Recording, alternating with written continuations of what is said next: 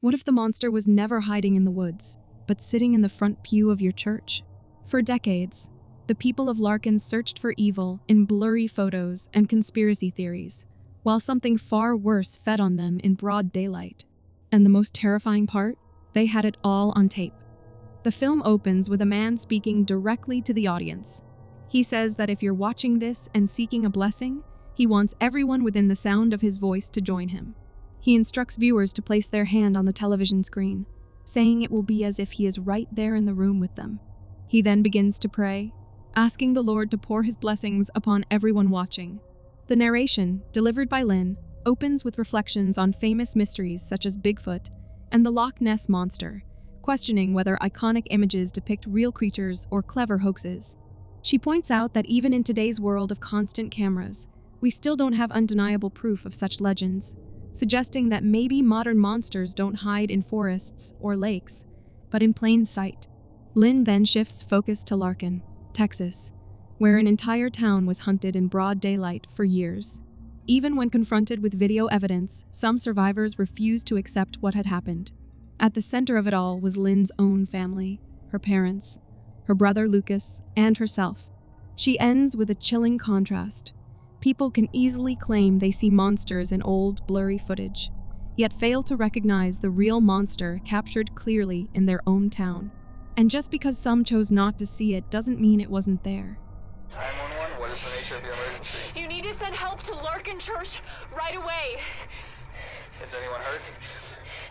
Yeah, this guy, he just stabbed my friend, and then he attacked Reverend Carr, and he went into the wall, and he disappeared. Ma'am, is the assailant still with you? No, he went into the wall. What's your name? My name is Lynn Page. I'm outside of the Larkin Church. Lucas video calls Lynn and asks her to come home, saying he needs her help. But she refuses, saying she's not coming back every time he needs something fixed. He tells her that if she won't come home, she needs to record the call. He's about to show her a video, and he wants her to say what she sees. If she doesn't record it, no one will believe her. Lynn says she's not getting involved in another man finds tape situation, but Lucas insists this is different, saying something is happening in Larkin. He explains that every time he watches the video, it feels like driving at night and not remembering the turns, yet somehow arriving home. When Lynn questions how she can trust him, Lucas swears on their parents' graves that he's telling the truth.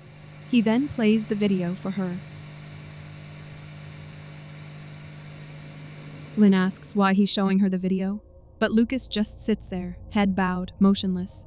Growing frustrated, Lynn warns that she's going to hang up, and when he still doesn't react, she ends the call. I'm sorry that I hung up. I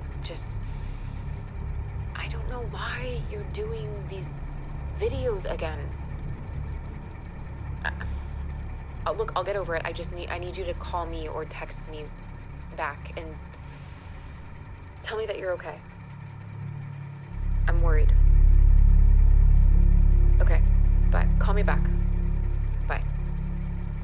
Next, in an interview, Lynn says Lucas is a complicated person who went viral for his disturbing man finds tape videos. 9 months earlier, Lucas is inside his parents' old barn when he discovers a tape labeled with his name. He holds it up to the camera, confused, questioning why it's there and whether he was meant to find it.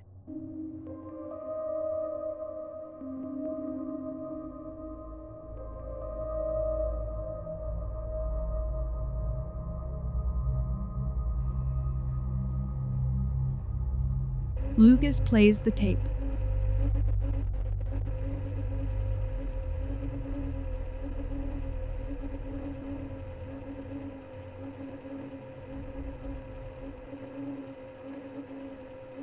Lucas tells the camera that the child on screen is him, and the house in the footage is the very same one, yet he has no memory of any of it happening.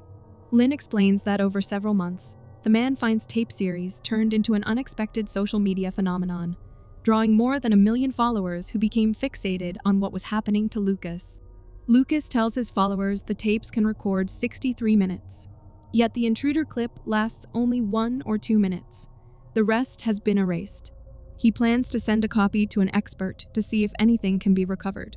Lynn explains that as Lucas gained more followers and more skeptics, he became obsessed with proving himself, arguing with his audience, and sinking further into darkness. Lucas tells his followers he hasn't been sleeping much since watching the tape, and when he finally did, he dreamed of the man from the footage in a suit with a black, endless spiral where his face should be. Soon after, he receives his tape back in the mail with a note. There is nothing wrong with this tape. Stop looking. Do not contact me again. After that, Lucas went silent for over a month. With no updates, his fans began searching elsewhere to keep the mystery alive. While Lynn is working, Lucas's follower approaches her, claiming she grew up in a haunted house and that her brother is now missing. Lynn dismisses Lucas as a pathological liar and tries to stop the fan from filming her. Lynn found herself pulled into Lucas's story, becoming an unwilling figure for his followers to scrutinize. People were harassing her at work and online, demanding answers about their family, asking if there were more tapes, and even questioning whether Lucas was still alive.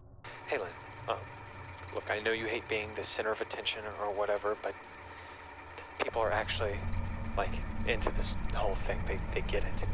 And I've got actual fans now, and this is starting to turn into a big deal. I know you're not doing what you want to be doing right now, but you don't have to mess this up for me. So just keep your socials on private, that way you don't have to deal with it. It's all gonna be fine, okay? You'll see. And no, Mom and Dad wouldn't care. Endicott speaks about staying close to family and community. The world may be vast and full of wonder, he says, but no matter how far you travel, you can't forget where you came from. Your roots matter. He then quotes from the Book of Job, reflecting on how decay comes quietly, and wickedness is ultimately broken like a tree. He urges listeners to think carefully about what those words truly mean to them. Lucas points out a distinctive pin on Endicott's jacket. He then plays the tape, zooms in, and enhances the footage, pointing out that the same pin appears in the video. Lynn explains that this discovery sparked the return of Man Finds tape, as Lucas began linking the footage to Reverend Endicott Carr's program, The Salvation Hour. She explains that Lucas found a new villain to drive the story, urging his followers to comb through episodes of Larkin's public access show for hidden messages. What he didn't tell them was that he had access to that footage because their parents were the ones paid to film the show. For years, their parents ran Page Video, a steady local business filming commercials, installing security systems, and handling anything related to video. After leaving the city for an old farm in Larkin to raise their family, they passed their love of cameras on to Lucas and Lynn. Life was simple and happy until a mysterious illness took their mother, then their father, within 6 months. After their deaths, Lynn moved away, leaving Lucas in Larkin. Man Finds tape turned Lucas from an isolated unknown into an online sensation, with producers reaching out to adapt his story into a feature film. But in a small town like Larkin, word spreads quickly. Once Endicott found out what Lucas was doing, he put a stop to it the old-fashioned way. Hello, Lucas. Not sure where you found that tape, but you need to leave me and my show out of it. I thought your parents raised you better than that. God rest their souls. I need you to set the record right, son. Tell all your followers, or whatever you call them, that you made all of this up. And if you can't do that, and you can't do that right away, I will have to get my lawyers involved. Be well, Lucas.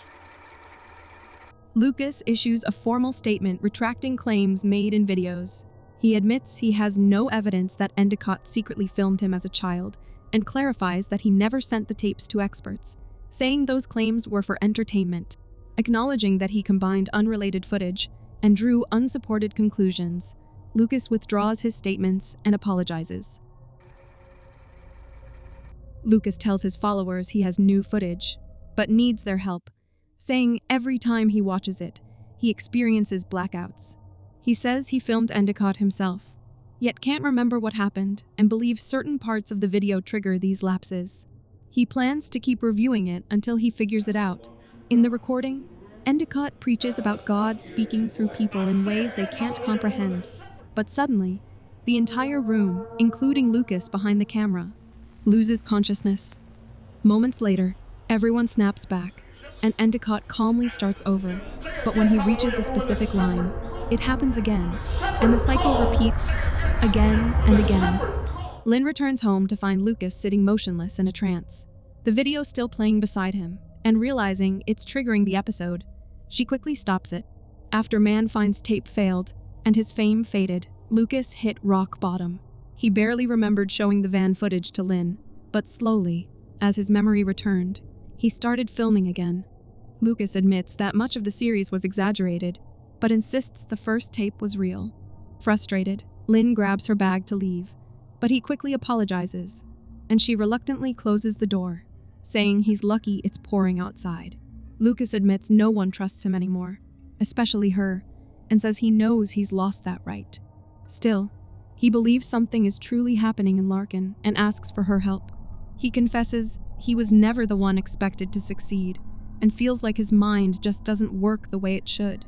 As he unravels, Lynn steps forward and hugs him, and Lucas breaks down in tears. Lynn says they sent the footage to a forensic analyst who found nothing unusual. An audiologist detected a faint, inaudible frequency, but confirmed it couldn't medically cause Lucas's trance or memory loss. Lucas shows Lynn a video where everyone in the church is bowing except one man who keeps moving. She notices he's wearing a long coat and carrying a strange, old-looking bag. When Lucas asks, like a brown satchel, she says something similar, but older. Lucas realizes he's seen the man before at Boone's barbecue, where he just sits without ordering anything. He asks Lynn to speak with Wendy to see what she can learn, while he goes to ask Boone about the mysterious stranger. Lynn begins interviewing the people who were present during the van incident. Among them are Wendy, Endicott's surrogate and Lucas's former girlfriend, Winston Boone, the owner of the local barbecue restaurant, Joelle Cantor, and Abigail and Vernette Weber. Lynn shows them the footage and asks them to tell her what they see. They watch quietly, but just as they're about to respond, each of them slips into a trance, as if the video has lulled them to sleep. After several moments, they snap back to awareness, but none of them remembers what they were talking about. Lynn reveals the footage came from an old security camera at Daryl's groceries. When Daryl thought it was broken, he asked Lucas to check it, but the issue wasn't the camera. It was the viewers. And the Danforth footage wasn't the first sign that something was wrong in Larkin. Lucas is filming Wendy as she jokingly impersonates Wilford Brimley, and the mood is light and playful. But without warning, Lucas suddenly loses consciousness, and the camera slips from his hand. At the same moment, Wendy also blacks out, and the car veers off, crashing. After some time, they regain consciousness, disoriented and confused, with no memory of what caused the crash. At Wendy's apartment, Lynn asks her to watch a video and tell her if she notices anything unusual. Wendy watches the video closely. The moment Lucas loses consciousness on screen, Wendy's head slowly drops. After a while, when Wendy wakes up, Lynn asks Wendy if she has noticed a strange man around town, wearing a long coat and carrying an old satchel. Wendy says they saw him at Boone's place, just sitting there and staring at Boone without ordering anything. Wendy tells Lynn that nearly everyone in Larkin had some connection to Endicott. Around the time of the accident, her mother had just died, and during her illness, Wendy had driven her to church every Sunday. The week after the crash, Wendy returned, not out of strong faith, but because the routine felt automatic. It was as if Endicott had been expecting her. That was when he pulled her aside and asked her to be his surrogate. She admits she didn't think it through. Somehow, he seemed certain she would agree. When Lynn asks about Lucas, Wendy says he grew paranoid, insisting something bad would happen to her. She believes he truly cared, and she appreciated that. Lucas goes to Boone's barbecue and spots the mysterious man heading toward the building. Hiding in the bushes, he records as Boone arrives and goes inside, only to come back out. But the stranger throws a cloth over Boone's head and drags him inside. Terrified but determined, Lucas rushes in to help and finds the man leaning close, whispering something to Boone. Gathering his nerve, Lucas cautiously moves towards him, then suddenly lunges forward and knocks him to the ground.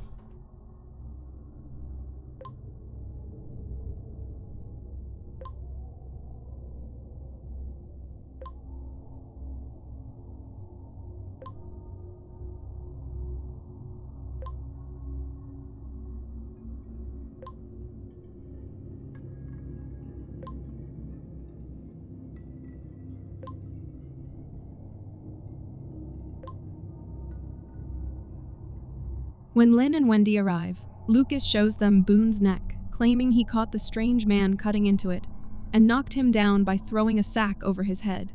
Lynn suggests calling the police, but Lucas asks what he would even say. Meanwhile, Wendy removes the sack and they freeze, seeing that the stranger is awake. He calmly asks to be released, but Lucas refuses, calling him a murderer and insisting he recorded everything. The stranger says he knows Lucas's tapes well and warns that he is drawing attention to himself. Suddenly, everyone but Lynn falls into a trance. Panicked, she asks what is happening to them, to which the man says he is feeding. Lynn says she is calling the police, but he says no one in Larkin will answer her call, and only he can help. Just then, a hole in Boone's neck begins pouring blood, and with no choice but to trust him, Lynn frees the stranger so he can help. He stands, bends over Boone, and whispers something. He inserts a thin rod into the hole, and a snake-like creature writhes out, which the stranger pulls out and quickly throws into a coarse sack. Moments later, Boone rises in a dazed, trance-like state and begins walking away, and the stranger says he'll wake soon with no memory of what happened. Shaken? Lynn asks. Are those in them too? And the man replies, they live in Larkin, don't they? When she asks if he can fix them, he walks away without answering. The stranger later comes to their house, and when asked what he's doing, he says he's cutting the connection between Lucas and the feeder. Lynn asks about the feeder, and he explains that it's called the feeder because it has been feeding on everyone in Larkin. He says they all carry hitchhikers inside them, and when the feeder gets thirsty, those hitchhikers act like straws, allowing it to drink from them. Lynn asks how they're supposed to stop it, and the stranger calmly replies that straws work both ways. He leans in and whispers something to Lucas, who immediately collapses. The stranger then inserts the rod into the small hole on Lucas's neck and slowly pulls out a writhing creature, and once it's fully extracted, they force it into the sack. Lifting Lucas's shirt, the stranger reveals multiple small holes across his back, proof that more creatures are still inside him. He then turns, examines Wendy, but finding no marking on her, he asks, isn't this Lucas's child? To which Wendy says the baby is Endicott's. The stranger begins to laugh, and when Lynn demands to know what's happening, he says Wendy was selfish before revealing that the feeder is Endicott, and all the extra feeding is being directed straight into Wendy. When asked how she felt after attacking him, Wendy says it was the first time she truly felt his presence inside her, controlling her actions, but she swears she was not doing that. Wendy lets go of the stranger's throat and stares in horror at the strange hole on her hand. Moments later, her expression goes blank, and she walks out of the house in a trance. At the same time, the stranger rushes into the bathroom, and when Lynn follows him inside, he's gone, vanished without a trace. When asked what happened after she left the house, Wendy says she barely remembers anything. She recalls feeling like she was on autopilot, and the next clear memory she has is being back in her apartment.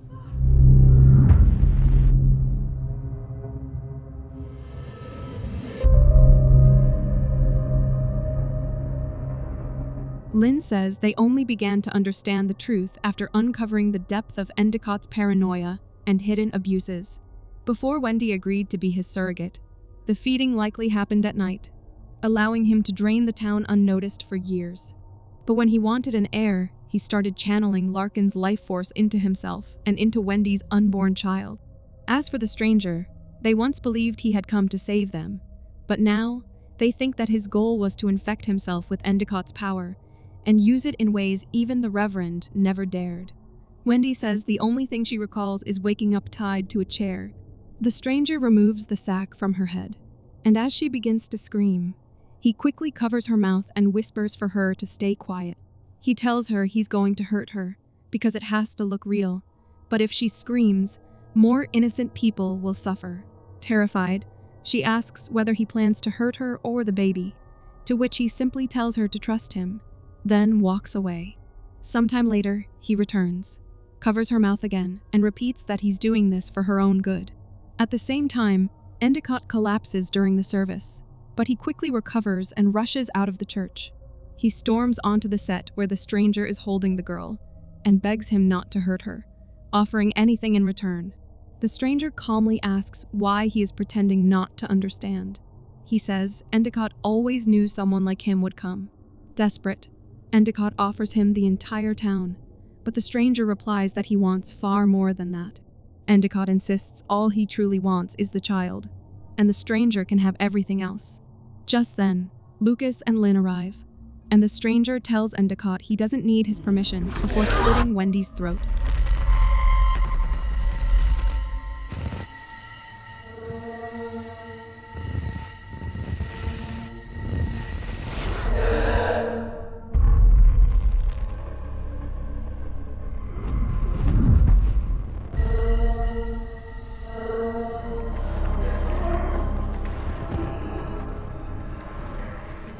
He tells Lynn to pick up the camera, who has no choice but to follow his orders.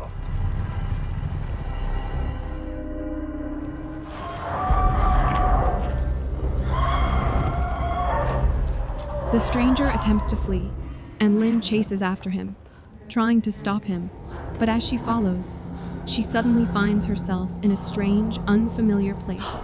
Just then, a massive creature starts moving upwards, and terrified, Lynn turns and runs back toward the set. 911, what is the nature of your emergency? You need to send help to Larkin Church right away. Is anyone hurt? Yeah, this guy, he just stabbed my friend, and then he attacked Reverend Carr, and he went into the wall, and he disappeared. Ma'am, is the assailant still with you? No, he went into the wall. What's your name? My name is Lynn Page. I am outside of the Larkin Church. And the person who was stabbed, are they conscious? Yes, they are. And the Reverend? He ran away. Are you still in danger? I don't know. He might come back. I don't know where he went. A unit is on its way. Can you describe the suspect? He's 6 foot tall. He's white and he's wearing a long jacket. Is there anyone else with you officers need to know about? It's just me, Wendy, and then my brother Lucas. Everyone else is gone. Oh, fuck.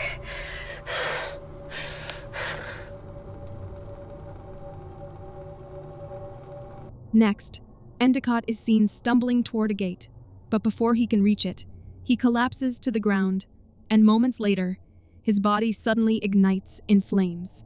Wendy says Lucas rushed her to the hospital, but the doctors never treated her because her wounds had already healed. Lynn adds that they gave the sheriff a copy of the footage, but never heard back. Either he couldn't see what was on it, or he chose not to, and he wouldn't be the only one. They even sent the stranger's book to a cryptologist, but no one could translate it. That leaves them with one thing, the sack. They saw what it could do. They watched him use it. Lynn decides to put the sack on, and a man ties it over her head, but nothing unusual happens.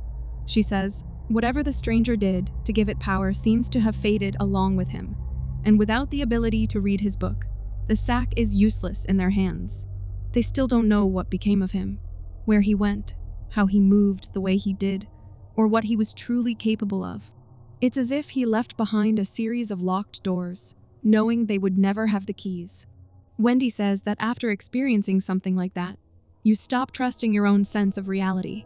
She feared the baby might be some kind of monster, but he looked like a perfectly normal child.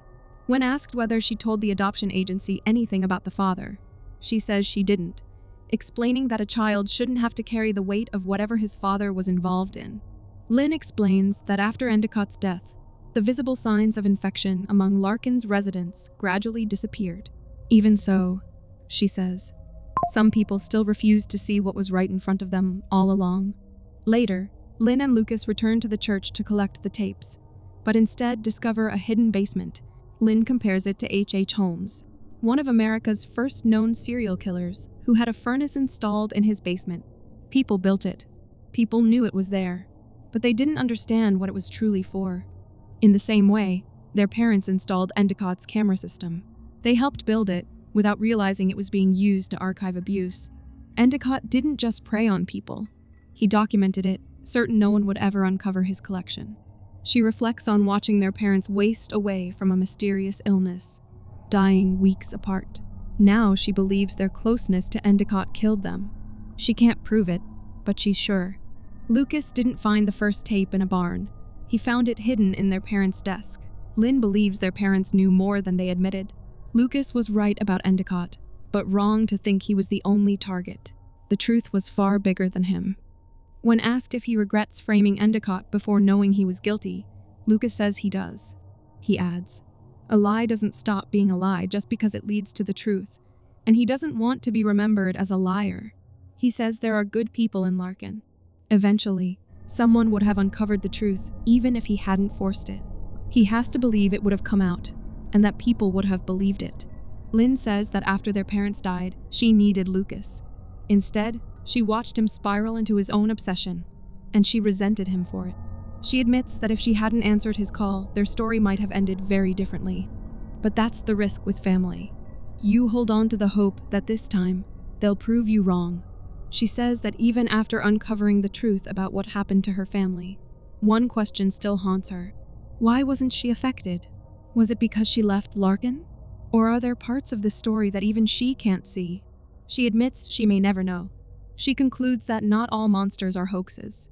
They just don't look like Bob Gimlin in a hairy costume or a toy submarine captured in black and white. The real monsters of the 21st century don't hide in forests or lakes. They feed in broad daylight.